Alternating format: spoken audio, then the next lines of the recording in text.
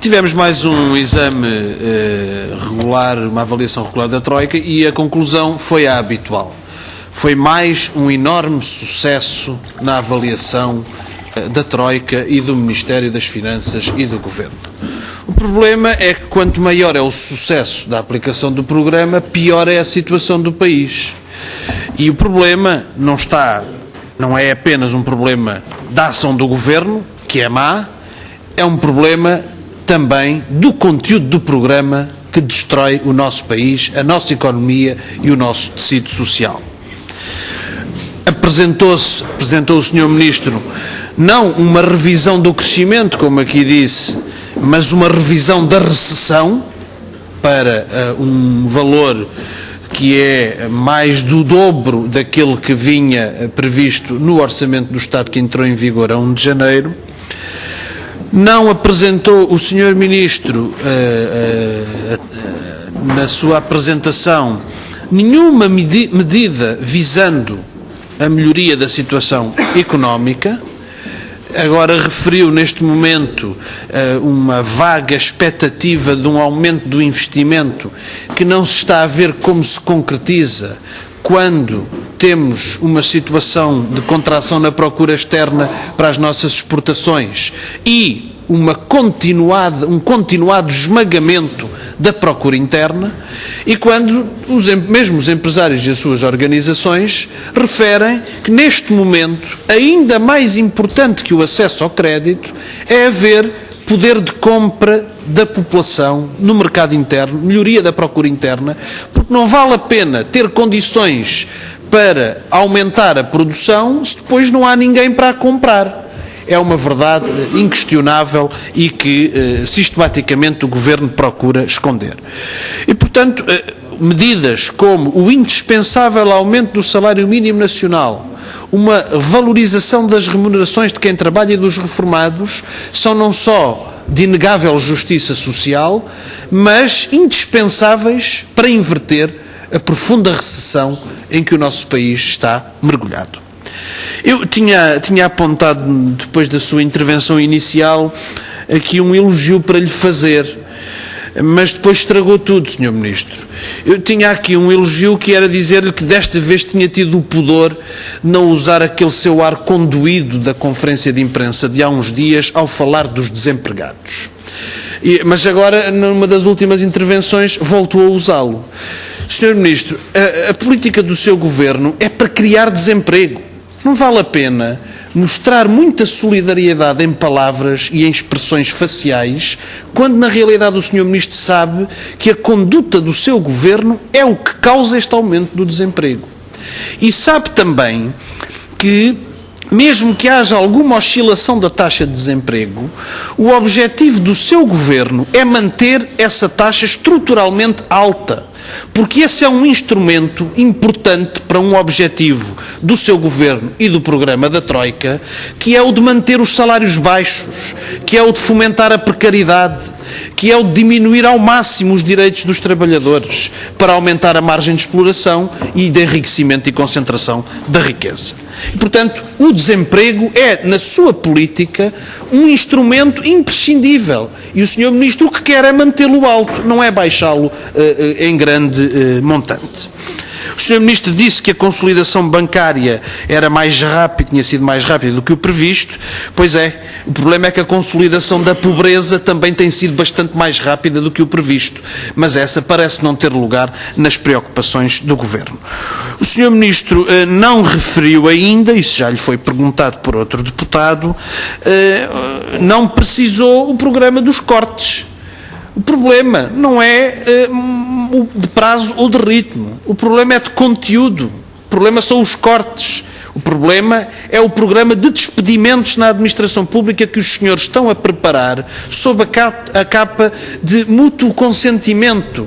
Porque, na realidade, se apresenta um trabalhador a perspectiva de ele ter o seu vencimento reduzido para metade ou muito significativamente e de daqui a 1 ano ou 2 anos ser colocado numa situação de mobilidade que pode implicar a ida para o despedimento, para o desemprego, Isso não lhe deixa a liberdade para decidir de livre vontade sobre qualquer tipo de acordo para uma rescisão.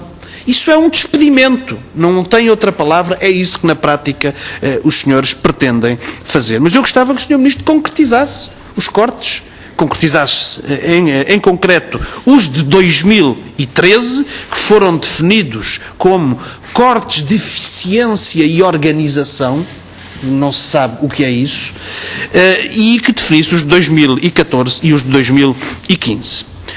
Com tudo isto, nós podemos ver com toda a clareza que o déficit orçamental, o problema do déficit orçamental não foi resolvido, que a dívida continua a crescer, porque a verdade é que não há uma saudável contenção do déficit e equilíbrio das contas públicas, nem se pode pagar a dívida se não houver mais produção, se não houver crescimento económico e, com isso, a obtenção dos recursos suficientes para pagar a dívida e equilibrar as contas públicas. Ora, se a vossa política, em vez de ser orientada para o crescimento, é orientada para a recessão, é evidente que nem com uma repetição de medidas extraordinárias vão conseguir equilibrar as contas públicas, que é o objetivo sempre anunciado. E é evidente também que a dívida se vai tornando cada vez mais inequivocamente impagável, no sentido em que não vai haver recursos para pagar este montante de dívida.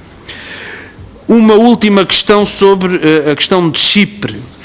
O Sr. Ministro já nos respondeu aqui que a proposta de corte nos depósitos foi feita por Chipre e, presumo, das suas palavras, aprovada por todos, incluindo Portugal.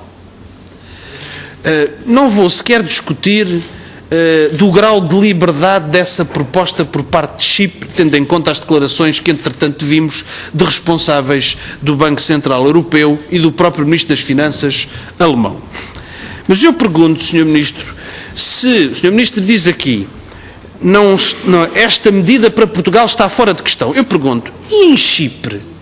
Na passada semana, não estava fora de questão? Penso que estava, Sr. Ministro.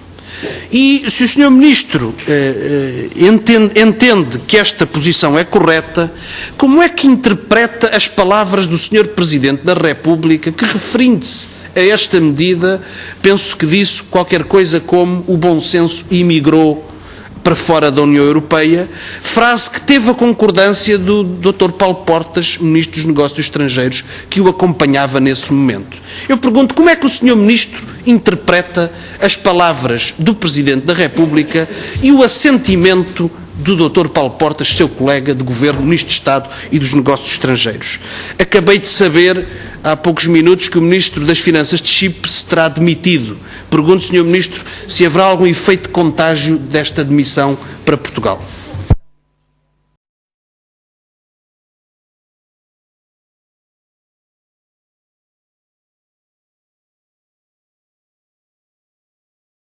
Sr. Presidente, Sr. Ministro, muito rapidamente, o Sr. Ministro qualificou de caluniosa a minha intervenção em relação à questão do desemprego, mas é efetivamente assim.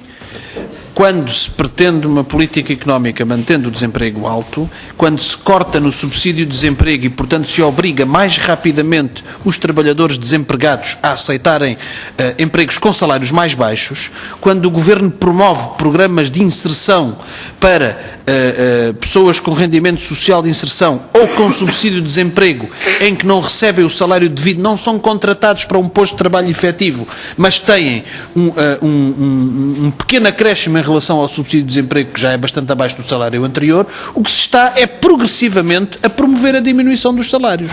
E é isso, e esse é um objetivo deste Governo e é um objetivo que está bem evidente. E, portanto, não há nenhuma dúvida quanto a isso, é um dado objetivo, independentemente do tom que o Sr. Ministro adote na sua intervenção.